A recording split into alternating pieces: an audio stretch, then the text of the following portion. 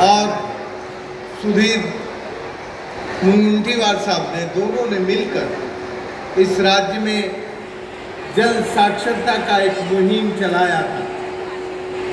आप जानते हैं कि इस देश में महाराष्ट्र अकेला राज्य है जिसने अपने राज्य में पानी के बारे में इतनी गंभीरता से जलयुक्त शिवार और जल साक्षरता, इन दोनों को जोड़कर अद्भुत काम किए थे।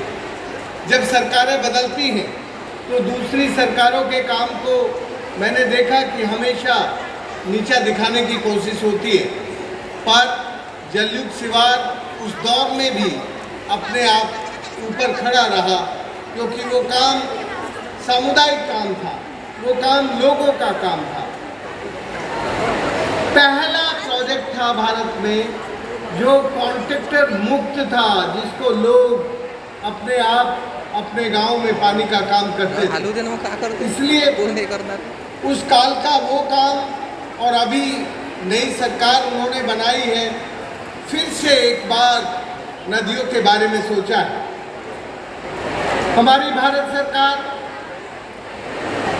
अमृत महोत्सव मना रही है, लेकिन उस अमृत महोत्सव को महाराष्ट्र सरकार ने कितने यूनिक और क्रिएटिव तरीके से मनाने की पहल की है, इससे पूरा देश सीख ले सकता है।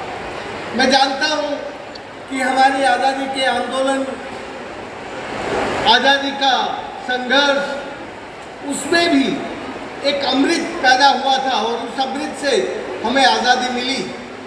संघर्ष के लिए सुभाष चंद्र बोस और इस देश को अहिंसक तरीके से, अहिंसा में बनाकर आज़ादी दिलाने वाला सत्याग्रह का काम बापू ने, महात्मा गांधी ने किया था। आज उनका जन्मदिन है। उनके जन्मदिन पर सचमुच एक सच्चा अमृत अपने राज्य में बनाने के लिए महाराष्ट्र सरकार ने 75 नदियों की परिक्रमा, नदियों की बीमारी जानने, नदियों की आवाज़ सुनने और नदियों का इलाज करने के लिए क्या करना चाहिए और क्या नहीं करना चाहिए, इन बातों को जानने के लिए 75 यात्री दल इन नदियों के लिए आज निकलने वाले हैं। मैं सचमुच हृदय से महाराष्ट्र सरकार को सल्यूट करता हूँ, बधाई देता हूँ कि उन्होंने ये एक क्रिएटिव तरीका, ये एक यूनिक तरीका, भाई हम अमृत महोत्सव मना रहे हैं तो जल से बड़ा अमृत तो कोई नहीं होता, सच्चा अमृत तो जल ही होता है। तो हम यदि अमृत महोत्सव मना रहे हैं तो महाराष्ट्र की नदियाँ अमृत वाहिनी बने, ये जानने के लिए और नदियों का दर्द, नदियों की पीड़ा समझने के लिए आज बापू के जन्मदिन पर यहाँ की सरकार ने हमारे 75 दलों को अपनी अपनी नदी में जाने का संदेश दिया है।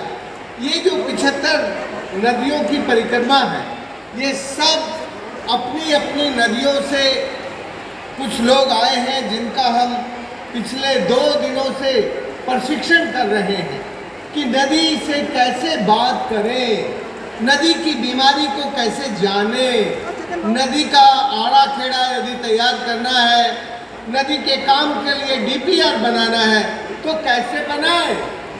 इस प्रशिक्षण में देश भर से, महाराष्ट्र से खासकर सब नदियों के प्रतिनिधि आए हैं।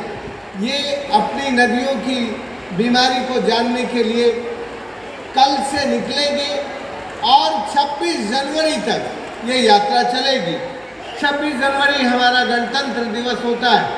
अब नदियों को भी आज़ादी चाहिए, जिस तरह हमें आज़ादी चाहिए थी उसी तरह की आज़ादी नदियों को ज़रूरत है।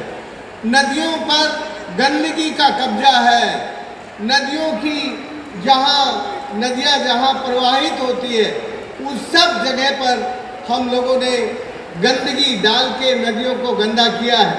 तो नदियों की आज़ादी गंदगी से आज़ादी है। नदियों को गंदगी से आज़ाद कराना और नदियों में गंदा पानी उद्योगों का पॉल्यूटेड वाटर ना जाए, उद्योगों का एफिलेंट नदियों में ना जाए, तो उससे आज़ादी की ज़रूरत है। मैं समझता हूँ कि हमारी सरकार ने, महाराष्ट्र सरकार ने जो कल जीआर निकाला है वो बड़ा यूनिक है।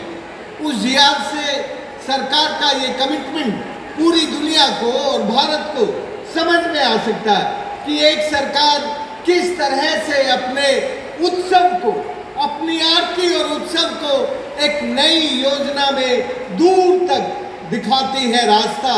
वो जो जीआर है उसमें जिस तरह से सरकार का कमिटमेंट है उससे हम सब बहुत आनंदित हैं। फडणवीस साहब, आपको बधाई देता हूँ कि वो जो कल जीआर आया उस जीआर में सचमुच वो सब बातें हम सब साथियों को स्वीकार है नदी के लिए काम करने का। इसलिए मैं इतना ही कहना चाहता हूँ कि पिछली बार जब आप सरकार में थे तब आपने पानी के लिए एक यूनिक तरीके से अच्छे काम किए थे। इस बार भी आपको कुछ और अच्छे काम जो आज आपने नदियों के लिए शुरू किया है, महाराष्ट्र की नदियाँ शुद्ध सदा नीरा बनकर अमृत वाहिनी बने, बस इसी संकल्प के साथ यदि आपकी सरकार ने जो कमिटमेंट कल दिखाया है अपने जीआर में, उसी तरह से हम आगे जाते हैं तो हम, हमारी जल बिरादरी आपकी सरकार के साथ दिलो दिमाग से मिलकर आपके काम में आगे बढ़ेगी। सुधीर भाई, मैं सचमुच आपको बधाई देता हूँ। आप हमेशा फडणवीस साहब को पानी के काम में एक साथ मिलकर आगे लेके आते हैं। जय हिंद, धन्यवाद।